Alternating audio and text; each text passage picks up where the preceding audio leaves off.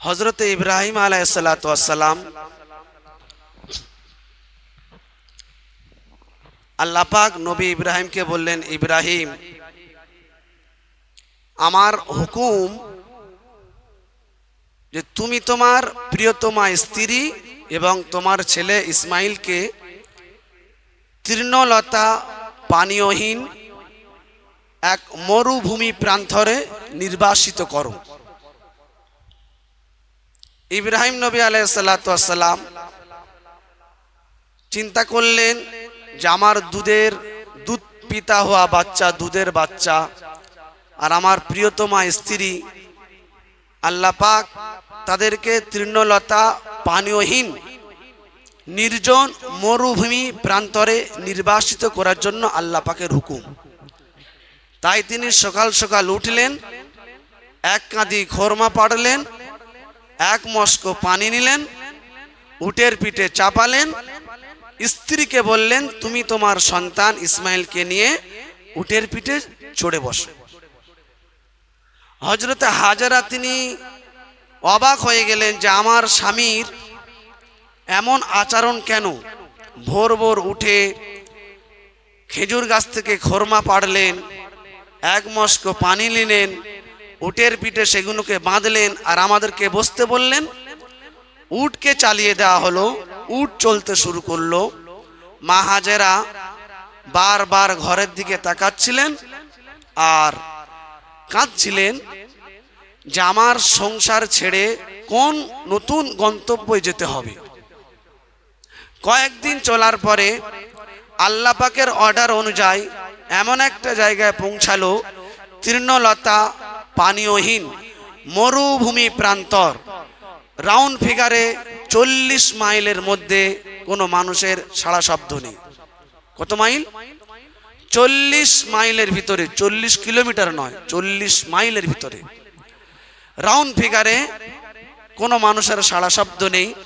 এমন একটা জায়গায় যখন পৌঁছালো, তো ইব্রাহিম আলাইহিসসালাতু ওয়াসসালাম উটকে দাঁড় করিয়ে দিলেন আর উটের পিঠ থেকে তার প্রিয়তমা স্ত্রী হাজেরা এবং ইসমাইলকে ওখানে নামিয়ে দিলেন আর বললেন, তোমরা এখানে থাকো, আমাকে বাড়ি ফিরে যেতে হবে। মা হাজেরা বললেন, স্বামী, আপনি এমন একটা জায়গাতে আমাকে রেখে যাচ্ছেন, রাউন্ড ফিগারে 40 মাইলের ভিতরে কোনো মানুষের সাড়া শব্দ নেই, শুধু বালি আর বালি, সূর্যের তাপ চতুর্দিকটা খাঁ খাঁ করছে। আপনি যে খাদ্য আমাদেরকে দিয়ে যাচ্ছেন কয়েকদিন চলবে, তারপরে আর চলবে না, আমরা ক্ষুধার্ত পিপাসিত হয়ে আমরা মরে যাব। আপনি তার কিছুদিন পরে এসে আমাদেরকে কাফনে কাপড় পরিয়ে আর জানাজা পড়িয়ে কবরস্থ করিয়ে দেবেন। ইব্রাহিম আলাইহিসসালাতু ওয়াসসালাম বলেন, হাজেরা, চিন্তা করো না, এটা আল্লাহ পাকের হুকুম। যেই বলেছেন এটা আল্লাহ পাকের হুকুম, ইব্রাহিম নবী তখন মা হাজেরা বললেন, আল্লাহ পাকের হুকুম, তাহলে ঠিক আছে। তবে স্বামী, আপনি যে খাদ্যটা দিয়ে যাচ্ছেন, এই সামান্য খেজুর আর পানি নিয়ে আমি আমার ছেলেকে কি করে লালন পালন করব। যাই হোক, ইব্রাহিম আলাইহিসসালাতু ওয়াসসালাম তিনি বাড়ির দিকে রওনা হলেন। আবওয়া নামক স্থান যখন এই জায়গাটি আসলো, এখানে ইব্রাহিম আলাইহিসসালাতু ওয়াসসালাম উটের পিঠ থেকে নেমে হাঁটু গেড়ে আল্লাহ পাকের কাছে মোনাজাত করলেন, ওগো আল্লাহ, আমার প্রিয়তমা স্ত্রী হাজেরা, আমার দুধ পিতা হওয়া বাচ্চা ইসমাইলকে এমন একটা মরুভূমি প্রান্তরে তৃণলতা পানীয়হীন 40 মাইলের ভিতরে কোনো ব্যবস্থা নেই রেখে এসেছি। আল্লাহ, তোমার হাওয়ালায় করে দিলাম, তুমি হেফাজত করো, তুমি হেফাজত করো। এই বলে ইব্রাহিম আলাইহিসসালাতু ওয়াসসালাম বাড়িতে চলে আসলেন। ওদিকে মা হাজেরা তার ছেলেকে নিয়ে লালন পালন ওখানে তিনি থাকতে শুরু করে দিলেন, ছেলেকে লালন পালন করছিলেন। কয়েকদিন যেতে না যেতে পানিও শেষ, খেজুরের শেষ, মারও খাওয়া নেই, ছেলেরও খাওয়া নেই। আস্তে আস্তে যখন ক্ষুধ পিপাসা চরমে পৌঁছে গেল, ছেলেকে কি খাওয়াবে? ছেলে যখন মায়ের দুধে মুখ দিল, দুধ চষে আর পায় না, কারণ মায়েরও তো কয়েকদিন খাওয়া নেই, বুকের দুধ শুকিয়ে গেছে। মা ঘাবড়ে গেলেন, বাচ্চাকে কোলে তুলে নিয়ে জিভকে লেহান করার জন্য বাচ্চার মুখের ভিতরে নিজের জিহ্বাটা বাচ্চার মুখের ভিতরে লেহান করানোর জন্য, চোষার জন্য ঢুকিয়ে দিলেন। এই রকম একদিন কেটে গেল। তারপরে হযরতে ইসমাইল আলাইহিসসালাম শিশু বাচ্চা, ক্ষুধা এবং পিপাসা এতটা চরম পর্যায়ে পৌঁছে গেল যে মায়ের জিহ্বা লেহান করবে সে ক্ষমতা নেই। ক্ষুধার জ্বালায়, পিপাসার কারণে কান্নার শক্তি হারিয়ে ফেলেছেন, আর কাঁদতে পারে না।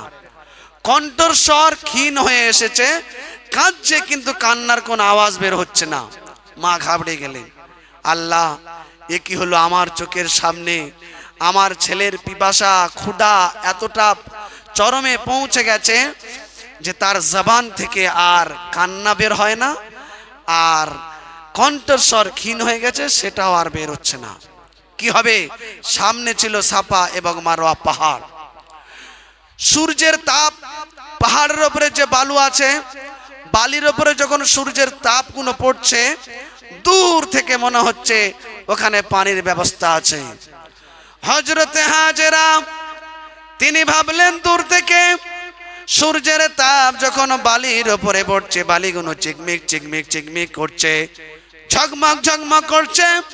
উনি দূর থেকে ভাবলেন ওটা নিশ্চয়ই পানি হবে। তিনি দৌড়ে দৌড়ে সাফা পাহাড়ে গেলেন, গিয়ে দেখলেন এক ফোঁটার কোনো পানির ব্যবস্থা নেই।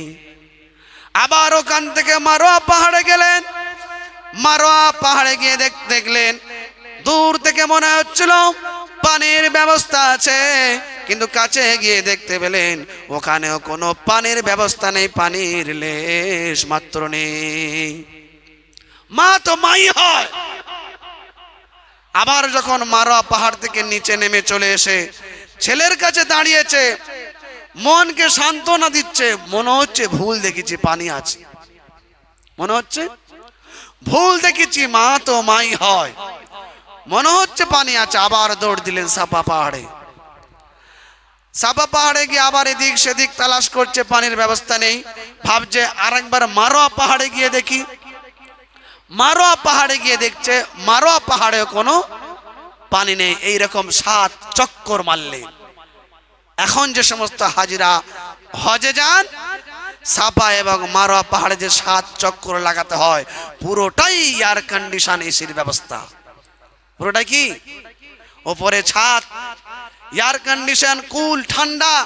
তার উপরে যে সৌদির মক্কা এবং মদিনায় যে পাখাগুলো দেখেছেন, গোল গোল পাখা, ভিতর থেকে পানি ফিনকার দিয়ে বের হচ্ছে, ওই সমস্ত পাখা লাগানো আছে, একদম ঠান্ডা আইস পুরোটাই। সাফা থেকে মারওয়া, মারওয়া থেকে সাফা, এত ঠান্ডার ভিতর থেকে হাজিরা 7 চক্কর দিয়ে হাঁপাচ্ছে।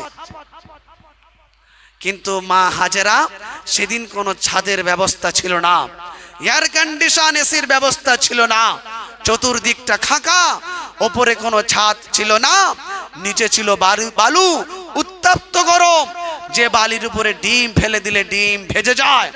এমন কঠিন পরিস্থিতির ভিতরে সন্তানকে বাঁচাতে হবে, তাই 7 বার চক্কর দিয়েছে। আমার আল্লাহ পাকের কাছে এই 7 বার চক্করটা এত পছন্দনীয় হয়েছে, এত আল্লাহর কাছে ভালো লেগেছে, আল্লাহ কিয়ামত পর্যন্ত হাজীদের জন্য আল্লাহ ইবাদতে পরিণত করে দিয়েছে। ও আমার হাজী বান্দারা, সাফা মারওয়া চক্কর দেবে না, হজ তোমার হবে না। হজ যদি কবুল করতে চাও, উমরা যদি কবুল করতে চাও, আমার হাজেরার আদর্শকে অনুসরণ করে নাও, 7 চক্কর লাগিয়ে দাও।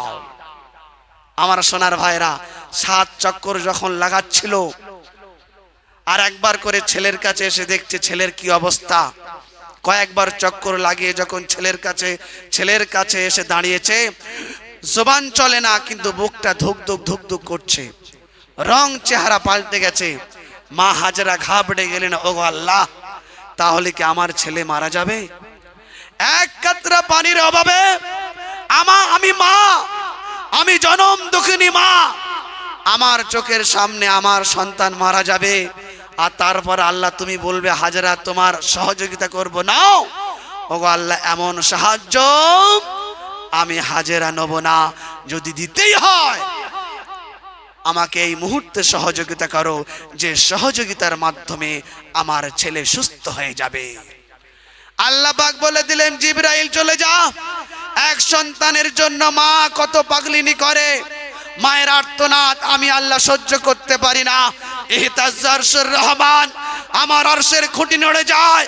জিবরাইল চলে আসলেন, ইসমাইল নবী যেখানে শুয়েছিলেন তার গোড়ালির নিচে জিবরাইল লাথি মেরে পানির ব্যবস্থা করে দিলেন। পানি আস্তে আস্তে উথলে উঠছিল। মা হাজেরা সমস্ত চক্কর মেরে যখন ছেলের কাছে এসে দাঁড়িয়েছে, এসে দেখছেন ছেলের পায়ের গোড়ালির নিচ থেকে পানি উতলে উঠছে।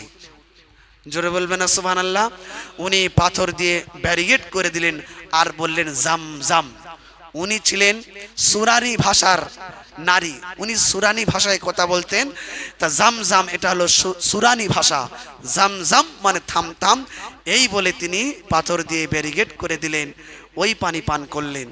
আর জিবরাইল সামনে দাঁড়িয়েছিলেন, বললেন হাজেরা এও নাও, জান্নাত থেকে কিছু খেজুর এনেছি, এই খেজুরগুলো খাও।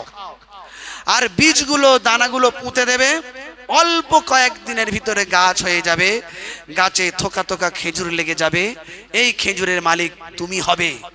আর যেখানে তোমার সন্তান শুয়ে আছে 40 মাইলের ভিতরে কোনো মানুষের সাড়া শব্দ নেই, চতুর্দিকটা ফাঁকা ফাঁকা, এই জায়গায় লুকায়িত রয়েছে খানায়ে কাবা, বাইতুল্লাহ কাবা শরীফ। এই সন্তান তার পিতার সাথে মিলে পুনরায় খানায়ে কাবা তৈরি করবে। আজ এটা বারজার এলাকা, বাঞ্জার এলাকা, একটা মানুষ তো দূরের কথা, একটা পাখি আসে না, কিন্তু এই জায়গাটা হবে পৃথিবীর সবথেকে দামি শহর, দামি ঘর, দামি এলাকা, যে জায়গাটির বর্তমানে নাম কাবা, বাইতুল্লাহ। জোরে বলি সুবহানাল্লাহ। তাহলে উনি বীজগুলো পুঁতলেন, গাছ হয়ে গেল, থোকা থোকা খেজুর লেগে গেল। যেখানে পানি সেখানে পাখি, যেখানে খেজুর সেখানে পাখি।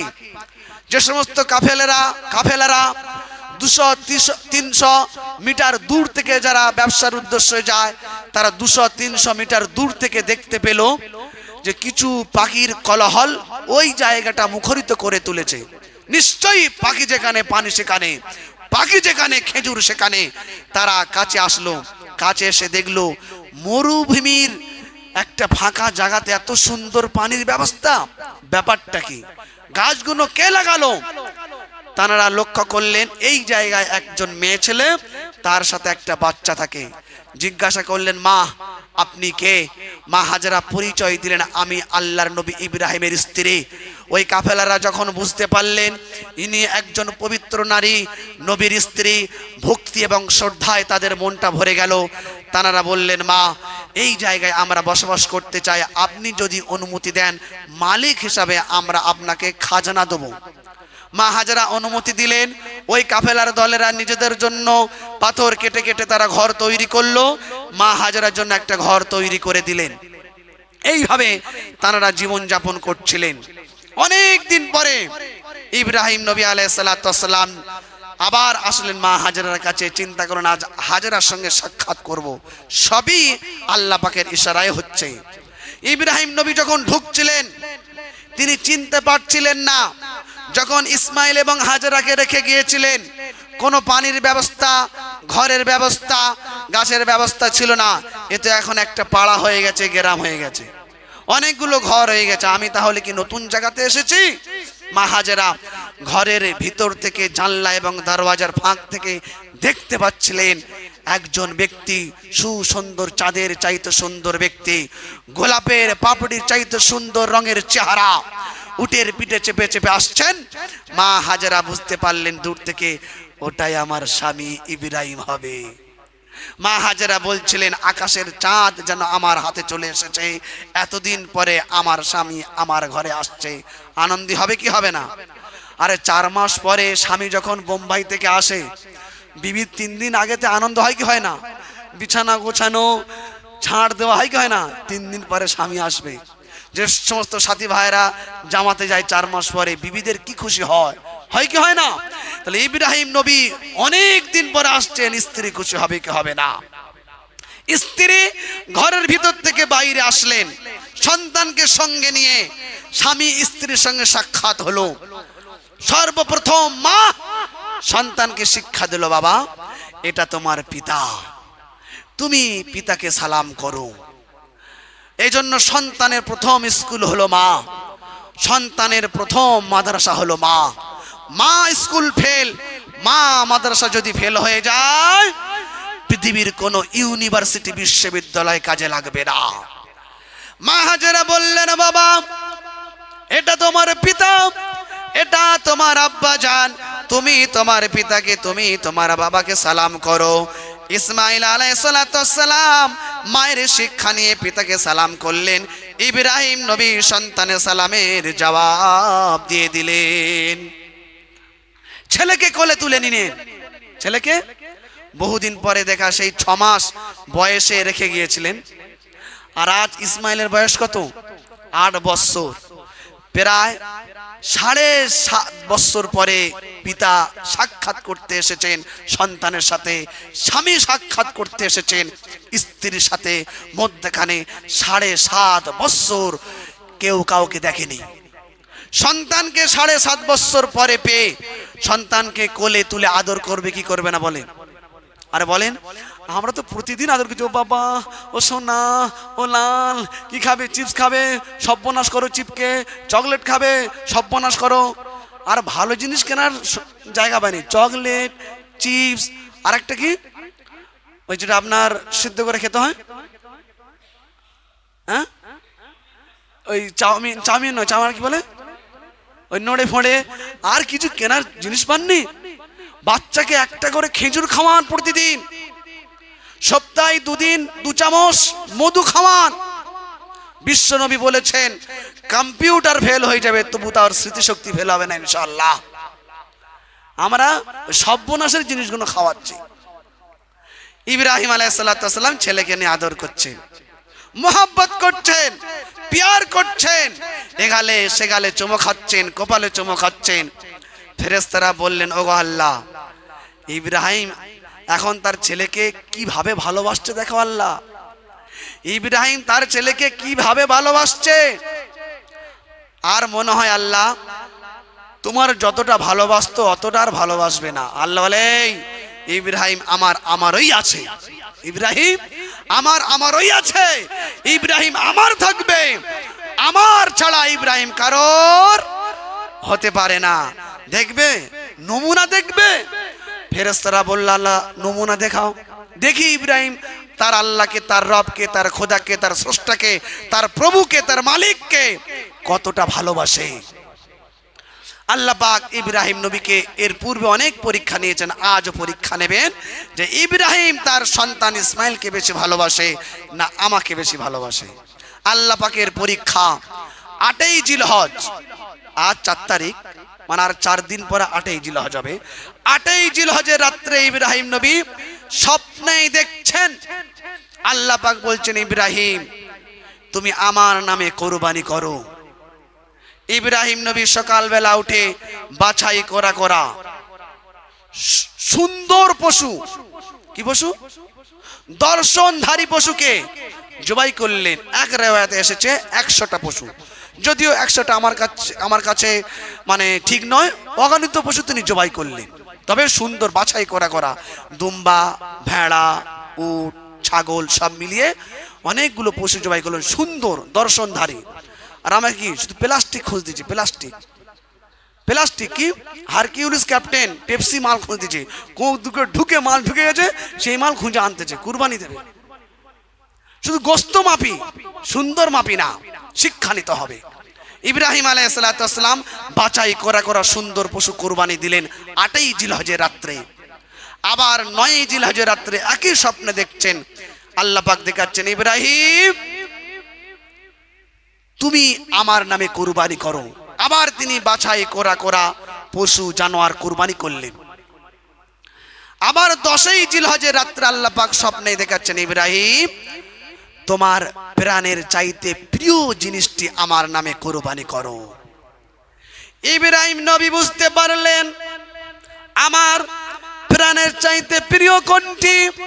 আমার প্রাণের চাইতে প্রিয় জিনিস হলো, প্রিয় পাত্র হলো আমার কলিজার টুকরা, আমার বাবা ইসমাইল। ইসমাইল ছাড়া আমার প্রাণের চাইতে প্রিয় জিনিস এই পৃথিবীতে আর কিছু নাই। আমার প্রাণের চাইতে প্রিয় জিনিস হলো ইসমাইল। কিন্তু এখন আল্লাহ পাকের ইশারায় নবী তো বুঝতে পেরেছেন কুরবানি দিতে হবে, কিন্তু তার মাকে তো বললে হবে না, কারণ ইসমাইলকে যে কত কষ্ট করে তার মা লালন পালন করেছে, এই অবদান তো আমি ইব্রাহিম নাই, আমার নেই।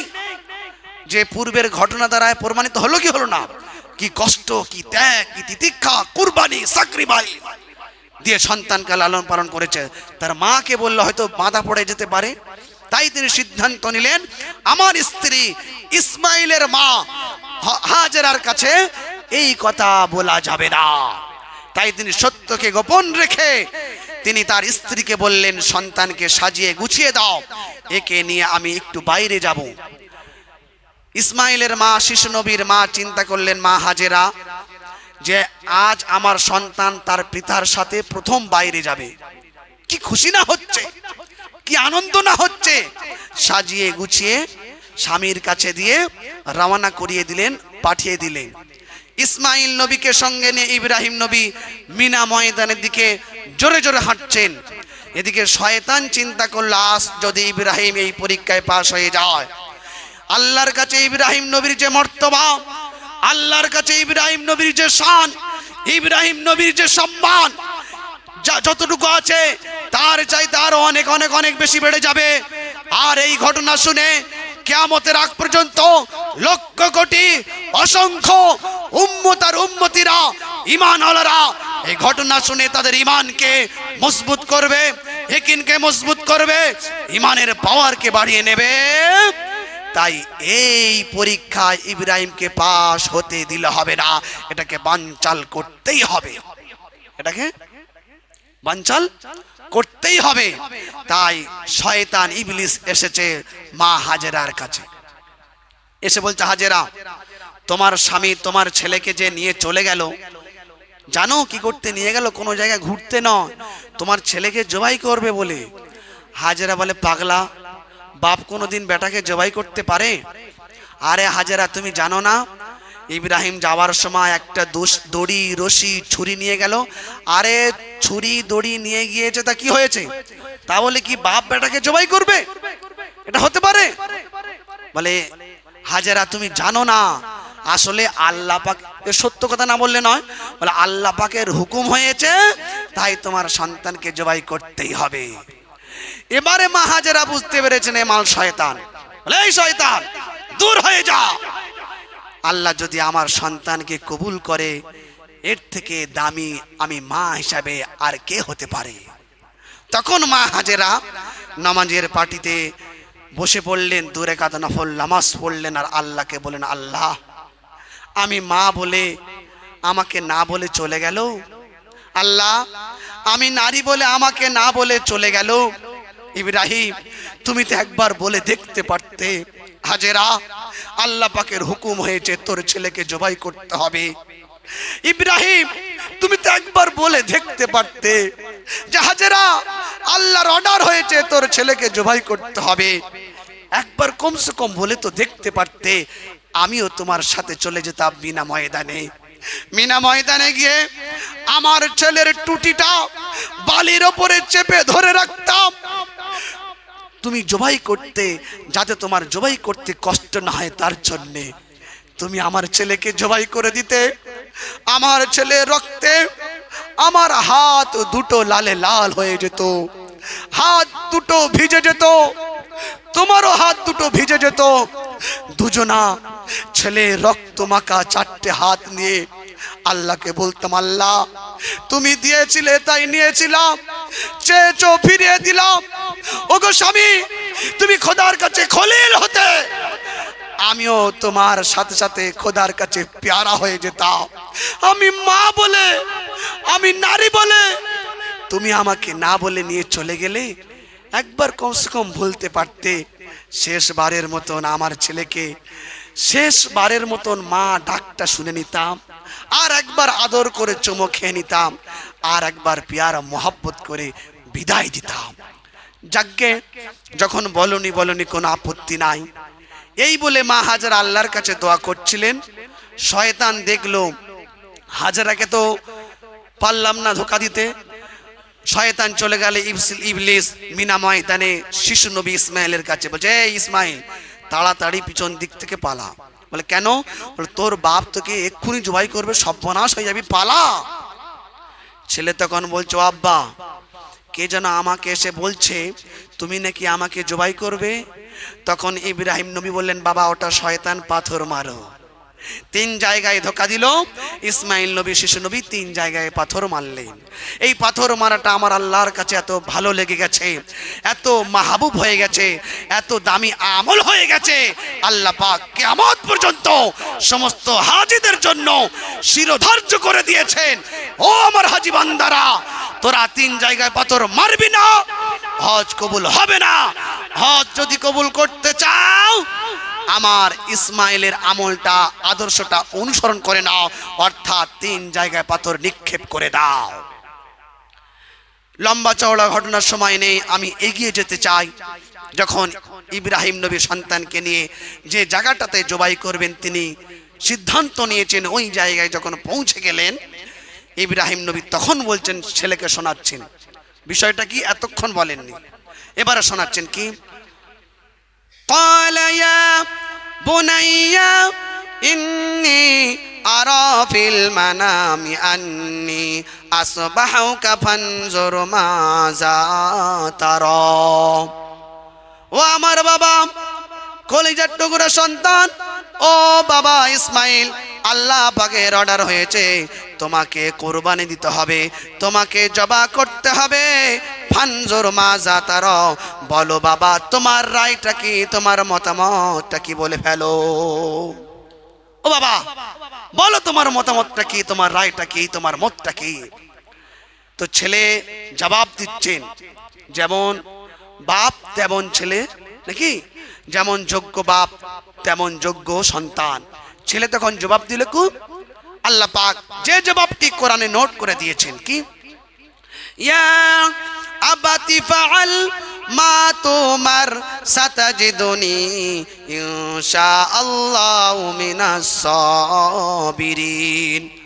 ও আমার আব্বা জান, আপনি আমাকে কুরবানি করে ফেলুন, আল্লাহ পাকের অর্ডার হয়ে থাকলে আপনি আমাকে জবাহ করে ফেলুন, মোটে আপনি দেরি করবেন না, করবেন না, করবেন না। জোরে বলেন সুবহানাল্লাহ। আব্বা জান আপনি আল্লাহর হুকুমকে পালন করে ফেলুন, তবে শর্ত আমার কিছু আছে। আপনি যখন আমাকে জবাই করবেন আমার কয়েকটি শর্ত। নম্বর 1, আপনি যখন আমাকে জবাই করবেন, জবাই করার পূর্বে আমার হাত এবং পা গুলোকে দড়ি দিয়ে ভালো করে বেঁধে দেবেন। কারণ জবাই হওয়ার একটা কষ্ট আছে, কষ্টের কারণে হয়তো তখন আমি হাত পা গুলোকে ছটকাবো, লাফালাফি করব, আমার হাত এবং পা আপনার গায়ে লাগতে পারে, বেয়াদবি হবে। তাই আপনি আমার হাত পা গুলোকে ভালো করে বেঁধে দেবেন। শর্ত নম্বর 2, আমি জানি এই পৃথিবীতে আপনি আমার ছাড়া অন্য কাউকে এত ভালোবাসেন না, আমি আপনার কলিজার টুকরা সন্তান বাবা। আপনি যখন আমাকে জবাই করবেন, আপনার নজর যখন আমার নজরে পড়বে, আমার ভালোবাসার মোহাব্বতটা আপনার কলিজার ভিতরে উথলে উঠবে, আপনার কষ্ট হবে, আপনার দুঃখ হবে। তাই আপনি আমাকে একটা চোখে পুঁটি বেঁধে দেবেন, আর আপনি একটা কাপড় বেঁধে নেবেন। কারণ আমি চাই এটা, আমি যখন জবাই হব, আমার জবাই হওয়ার আগ মুহূর্তে আমার ভালোবাসা আপনার কলিজায় পয়দা হবে না, আমার জবাই করার আগ মুহূর্তে আমার আল্লাহর ভালোবাসা আপনার কলিজার ভিতরে উথলে উঠবে। আমি এটাই চাই, তাই আপনিও পর্দা করে নেন, আমাকেও পর্দা করে দেন। শর্ত নম্বর 3, আপনি তো আমাকে আগে ভাগে বলেননি, তাহলে আমি আমার মাকে বলে আসতাম, শেষবারের মতো আমার মাকে মা বলে ডাকতাম, আদর করতাম, প্যার করতাম, মায়ের কোলটা, স্নেহের কোল, মমতার কোল, ভালোবাসার কোলটা শেষবারের মতন চেপে আসতাম। সেটা তো আর হলো না। আপনি তো আর ঘরে বলেননি, এখানে বলছেন। আমার কোনো আপত্তি নাই, আমি জবাই হয়ে যাবার পরে আমার রক্ত মাখা জামাটা নিয়ে আমার মায়ের কাছে দেবেন, আমার মাকে সান্ত্বনা দেবেন, আর বলবেন তোমার ছেলে বেটা ইসমাইল বলে গেছে সাক্ষাৎ হবে কিয়ামতের মাঠে, তুমি অপেক্ষা করো এবং ধৈর্য ধারণ করো, সবর করো। ধৈর্য ধরো, সবর করো। যাই হোক, সময় হয়ে গেছে। ইব্রাহিম নবী জবাই করছেন ছেলেকে, শর্ত অনুযায়ী জবাই করছেন ছেলেকে, ছুরি চালাচ্ছেন, ছুরি চলছে। আল্লাহ পাকের অর্ডার হলো, এই ছুরি, আমার ইসমাইলের একটা পশম তুই কাটবি না। পশম কাটে না। ইব্রাহিম নবী বিরক্ত হয়ে ওই ছুরির ধার আছে না নেই, পাশে একটা পাথর ছিল, পাথরের উপর আঘাত করলো, পাথর কেটে দুটুকরো হয়ে গেল। যে দুটুকরো পাথরটি সৌদি সরকার আজও সংরক্ষিত করে রেখে দিয়েছেন। আবার তিনি সিদ্ধান্ত নিলেন, এবারে কেটেই ছাড়বো, কাটুক আর না কাটুক। জোরে জোরে ছুরি চালাচ্ছেন। আল্লাহ পাক অর্ডার করলেন, এই ছুরি, আমার ইসমাইলের একটা পশম কাটবি না। ও জিবরাইল, চলে যাও। আমার ইব্রাহিম সিদ্ধান্ত নিয়েছে, আর যতক্ষণ না পর্যন্ত ইসমাইলের গরম তাজা রক্ত তার হাতে লাগবে না, সে ছুরি সন্তানের গোলার উপর থেকে তুলবে না। জিবরাইল, চলে যাও, জান্নাতি ধুম্বা নিয়ে চলে যাও, ইব্রাহিমের ছুরির তলায় ঢুকিয়ে দাও, আর ইসমাইলকে ছুরির তলার নিচ থেকে বাহির করে নাও। তাই হলো, জবাই হলো। ইব্রাহিম নবী দেখলেন হাতে রক্ত লেগে গেল, গরম রক্ত, নিশ্চয়ই সন্তান জবাই হয়ে গেছে, কোরবানি হয়ে গেছে। চোখ খুলে দেখছেন না, ছেলে দূরে দাঁড়িয়ে আছেন। মনটা খারাপ হয়ে গেল। মনটা কি খারাপ হয়ে গেল। আল্লাহ, এটাও তুমি কবুল করলে না, এটাও তুমি কবুল করলে না। তখন আল্লাহ পাকের পক্ষ থেকে ফয়সালা হলো। আল্লাহ রাব্বুল আলামিন বলেন, ওয়ানাদাইনাহু আইয়া ইব্রাহিম কদ সাদ্দাকাতার রুয়া ইন্না কাযালিকা নাজজিল মুহসিনিন। ও ইব্রাহিম, চিন্তা করো না, ইব্রাহিম চিন্তা করো না, চিন্তা করো না। শাবাশ ইব্রাহিম, তোমাকে যে আমি পরীক্ষা নিয়েছিলাম, তুমি পরীক্ষায় তুমি পাশ করে ফেলেছো। যাও, চলে যাও, জবাইকৃত দুম্বার গোশত নিয়ে চলে যাও, সন্তানকে নিয়ে চলে যাও, ওই সন্তানকে তার মায়ের কোলে তুলে দাও, আর এই গোশতটা নিয়ে নিজে খাও, স্ত্রীকে খাওয়াও, আর প্রতিবেশীর মধ্যখানে তুমি বিতরণ করে দাও। জোরে বলো সুবহানাল্লাহ। এই জন্য সোনার ভাইরা, আসলে আল্লাহ পাকের ইচ্ছা ছিল কুরবানি সন্তানকে দেয়। মনের তাকওয়াটা কি? মনের তাকওয়াটা।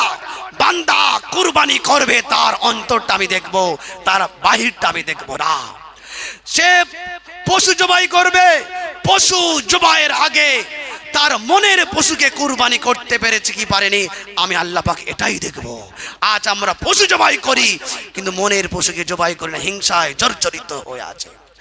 আগে বনের পশুর চাইতে মনের পশুকে কোরবানি দিতে হবে। এজন্য আল্লাহ পাক যাদের সামর্থ্য দিয়েছে, আমরা সকলেই কোরবানি দেবো, বলে ইনশাআল্লাহ। গরু নয় বন্ধ হয়েছে, তা কি হয়েছে? ছাগল দেবেন, ভেড়া দেবেন, খাসি দিতে হবে এমনটা নয়, মেয়ে ছাগল দেবেন। কি বললাম? মেয়ে ছাগল দেবেন। এবারে ফতোয়া হচ্ছে টাকা পয়সা দান করা যায়, ওটা কোন সময়? 10ই জিলহজে যদি আপনার কোনো গতি না থাকে, আপনি চেষ্টা করার পরও কুরবানি দিতে পারলেন না, 11ই জিলহজে কোনো গতি যদি না থাকে, চেষ্টা করেছেন কুরবানি দিতে পারলেন না, 10ই জিলহজে, 11ই জিলহজে, 12ই জিলহজের আসরের আগ পর্যন্ত আপনি কুরবানি করতে পারলেন না, এবং উপযুক্ত শরীয়তের কাছে আপনার উপযুক্ত আপনার বাহানা চাই, তবে শরীয়ত এটা গুঞ্জাইশ করবে, শুধু আমি করলে হবে না। হ্যাঁ, এখন টাকা নেওয়ার লোভে অনেকে অনেক কিছু ফতোয়া দেবে, ওসব কথা বাদ দিন। 10ই জিলহজের আসরের আগ পর্যন্ত আপনার যদি কোনো গতি না থাকে, ছাগল জবাই করা, ভেড়া জবাই করা, আপনার দুম্বা জবাই করা, খাসি জবাই করা, এবং হচ্ছে কি মেয়ে আপনার ছাগল জবাই করার কোনো গুঞ্জাইশ নেই, সেক্ষেত্রে 3 দিন চলে যাবার পরে একটা অর্থ শিরোধার্য করে গরিবদের ভিতরে বিতরণ করে দেওয়া। এটা কোন ক্ষেত্রে? যদি আপনি কোনো প্রকারে কোরবানি না করতে পারেন, না গরুটা হয়নি তা কি হয়েছে, দান করে দেবো, সব চলবে না। কোরবানি আলাদা জিনিস। কোরবানি বছরে একবারই হয়। কোরবান তো কোরবান, কোরবান তো কোরবান, কুরবানি তোই কুরবানি। অনেকে হয়তো রেগে যাচ্ছেন, কিন্তু আসল মাসাইলটা বলছি, বুঝতে পেরেছেন? আবার অন্যজনের কাছে টাকাটা আমাদের কাছে দিয়ে করছি গরিবের ভিতরে বেতন করছি, এসব ধান্দায় যাবেন না। আমি বলছি দায়িত্ব নিয়ে, কুরবানি দেবেন, কুরবানি ছাড়া এর বিকল্প কোনো সওয়াব নেই। আল্লাহ রসুল বলেছেন, বুখারী এবং মুসলিম শরীফের হাদিস, কুরবানির বিকল্প কোনো ইবাদত নেই। বুঝতে পারলেন? আল্লাহ রসুল বলেছেন কুরবানির 3 দিনের কুরবানির আমলের চাইতে পৃথিবীর আর কোনো দামি আমল নেই। কুরবানি এমন একটা দামি আমল যে হজ কোনো দেশে হয় না, মক্কাতেই হয়। মদিনায়ও হজ হয় না। মদিনায় যায় কেন? নবীর মোহাব্বতে। হজ মক্কাতেই করতে হবে, একটি জায়গায়। সেই হজের ভিতরে আল্লাহ পাক কুরবানি ঢুকিয়ে দিয়েছেন। কেন? আল্লাহ তো কুরবানিটা হজের বাইরে রাখতে পারতেন, যে আমার বান্দারা এত কষ্ট করে এসেছে, এত অর্থ খরচ করেছে, তাহলে কুরবানিটা আলাদা সময় দিয়ে দেবে। এত ঝামেলার ভিতরে, এত কষ্টের ভিতরে তারপরও কুরবানি দিতে হবে না। কুরবানির বিকল্প কোনো ইবাদত নেই।